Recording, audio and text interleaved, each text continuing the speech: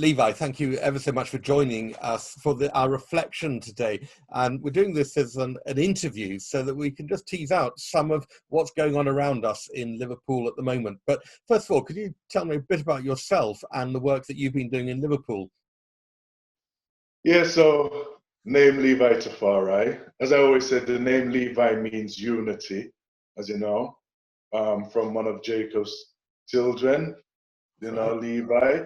And Tafari is creator, to be feared. So when you put the two together, a creator of unity, which is what I'm about. I'm a writer and performer, an educator, an urban griot. And a griot is a nomadic narrator who travels from, place to place, whether it be town to town, village to village, country to country, kind of expressing culture, looking at history, inspiring people to look into themselves and be themselves, on a cultural level. So was born and raised in Liverpool to Jamaican parents. I have an African root, so I see myself as being tricultural. So I have an African root with a Caribbean heritage and a British experience. And you've been writing and performing for years, haven't you? And I've been writing since about 1976. Started out DJing on a sound system, and I studied classical French cuisine at college because one of the things I wanted to do was to travel when I grew up. And the best for me, wherever I went, I wanted to be able to work. And I know that people have to eat no matter where they are. So I became a chef. But I went at the kind of top end and studied classical French cuisine, went into the industry.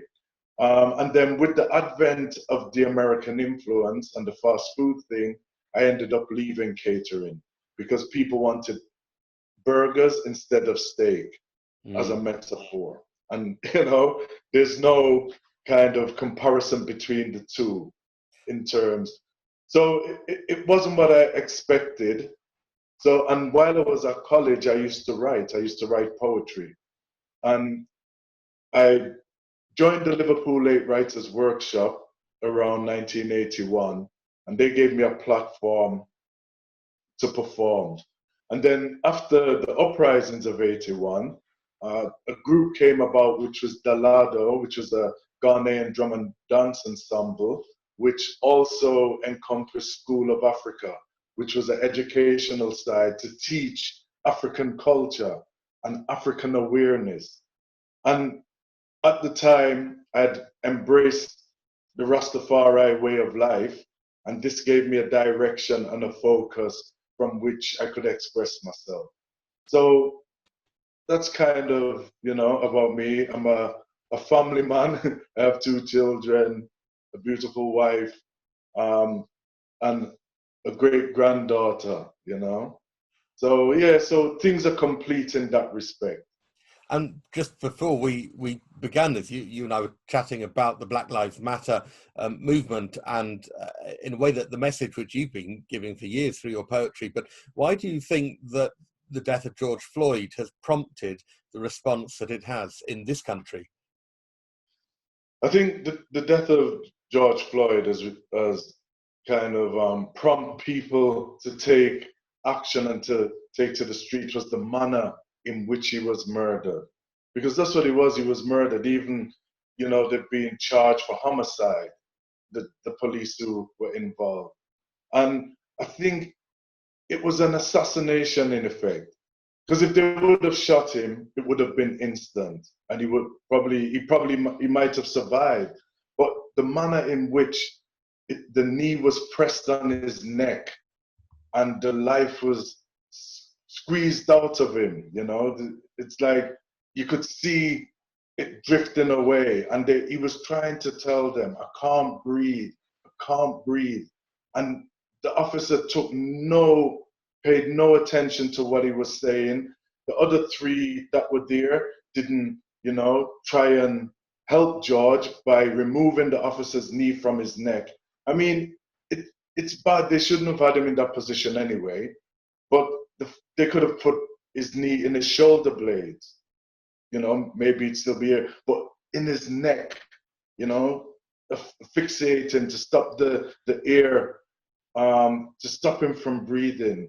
It was just too much. It was just too much. And if that officer would have seen somebody with a member of his family with their knee on their necks, he would have gone to help them. He would have gone and assisted and pushed the person away or removed the person's knee from the neck. So for him to have done that to somebody else, it was disgusting. And it was in full view of the public. It's not even like he did it in private. He did it in full view of everybody. And there were people there telling him he can't breathe, take your knee off his neck. And he almost had a smirk on his face as if to say, I've got the power. And this is the thing, it's about power, and people talk about white supremacy. To me, the term white people aren't superior to anybody. So this whole thing of white supremacy is a myth.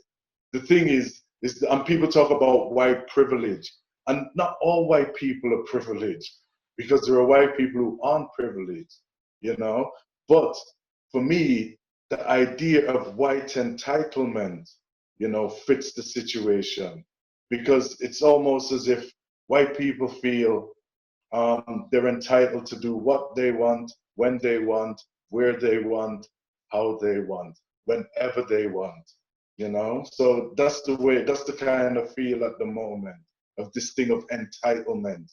And it's really resonated with people in Liverpool. And when I moved to Liverpool 6 years ago, it was a surprise to me, because I moved from Birmingham, which is a much more mixed city, and there are plenty of issues. But Liverpool feels different. But what does Black Lives Matter mean in Liverpool, do you think, now? I think, well, one of the things about Liverpool is that Liverpool's got the oldest continual black community in Europe. So from 1710, there's evidence of African people moving from what is now Pitt Street to Parliament Street. And this is before the Irish arrived. So the African community in Liverpool is older than the Irish community. And Liverpool prides itself on its Irish heritage. So for I and I as black people in Liverpool, we have been here a long time, 3 years after the Union, because the United Kingdom didn't come about until 1707. Pardon, 1707. And there were African people here, as a community, 1710. So it's only 3 years after the Union. And the Union came about when England united with Scotland to go and invade America. And people forget that, why do people speak English in Australia? Why do the people of New Zealand speak English? Why do they speak English in Canada and America? Because the English went there and imposed themselves on the people that were there, the indigenous people who were there, and took over those places. So in Liverpool, we relate to those acts of history, those episodes of history, because they affect us. If they affect the people in those places, like the Aborigine, the Maori people, the Inuit people, the Navajo, the Sioux, the Apache, then we feel it, because we are humanitarians. We feel that human pain. And in Liverpool, we relate to it because we've had our own problems here in the city, where we've had plenty of uprising. And Buster Nugent took it upon himself to stand outside Prince's Park gates with a sign, "I am not okay," because the community doesn't feel okay. Because over the years, we've had different struggles. Even Lord Gifford came to Liverpool and done a report and found that, the city is inherently racist. Mayor Angelo, rest in peace and power. Sister Mayor, she came to Liverpool when we had the Africa Arts Collective. We invited her to Liverpool, and she came, and we gave her a tour of the city, and she was from Arkansas in America, and she told us that there's a subtle form of apartheid operating in Liverpool. So the Black Lives Matter in Liverpool is a reaction to the action that took place in America, in Minneapolis, in America, where George Floyd was executed, because we feel his pain. And if we were there, it could have been one of us. Yeah. You know, so they supported it, and there was a march on Saturday, and it was peaceful. It went up. There was no trouble, because what people forget, people say, "Oh, the protesters, they're rioting and they're looting," and people who were protesting are protesters. They march and they protest. The people who are rioting and looting, that's what they are. They're rioters and looters, and they seize the opportunity of a peaceful demonstration to do what they want to do. So they use that as a cover to go and break shops and, you know, pull down statues and all of these things, which to me, I think statues need to come down, but not in the manner in which they're being pulled down, because we should be focusing on other things rather than, you know, pulling statues down. There are bigger issues and more important things that we could be doing than pulling statues down. And I think through mutual consent with councils and maybe government, that some of the statues should come down. And maybe, as David Alagosu suggested, maybe put them in a museum. And I would say a museum of horror, because we wouldn't put Dr. Shipman's statue up, and he done, you know, he served his community. We wouldn't put statues of Jimmy Savile up there, and he did a whole heap for charity. Was even awarded, you know, OB or MB by the royal family. So we need to think about the people who they are celebrating by ways of putting statues up. And one of the things that you've done over the years is fight the same fight in different ways, and you do it with words. And I've been listening. I've known you for a couple of years now, and I've heard your poems many times. I know you're going to perform a poem for us now, and I think this Levi at his best, because actually this is the message you've been giving consistently for decades now, using your particular talent. So tell us what you're going to read for us now. Like you say, I've supported, you know, organizations like the ANC. You know, over the years, I've been doing this for a long time, like various Black organizations, not just here, but around the world. I took part, or was a leading factor in a project across 12 countries in Europe, which was the Indie Project, which talked about equality and justice and inclusion of people of all different hues, different complexions. And this is the point, that society has used this human construct of race, this concept of race, to divide us. Because when people talk about racial equality, it will never exist. It's a fleeting illusion, because the idea of race is a competition, and a competition is not set to create equality, because somebody comes first, someone comes second, and someone comes third.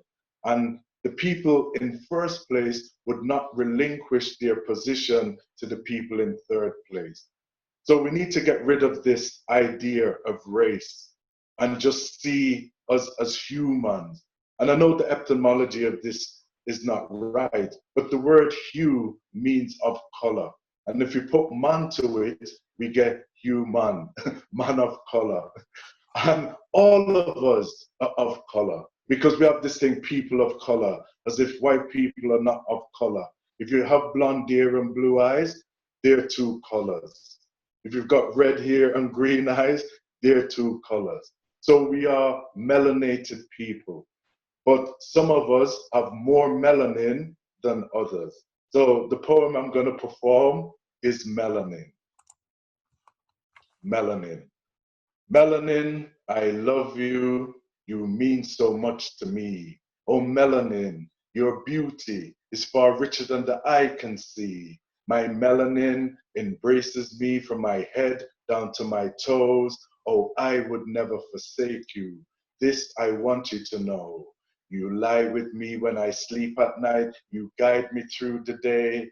You take me to a higher height. I love to watch you play. I often face verbal abuse when you're out with me. Some people haven't got my melanin, so they show their jealousy. But no matter what they say or do, it won't stop me from loving you, my melanin. Precious melanin, the pigmentation of my skin.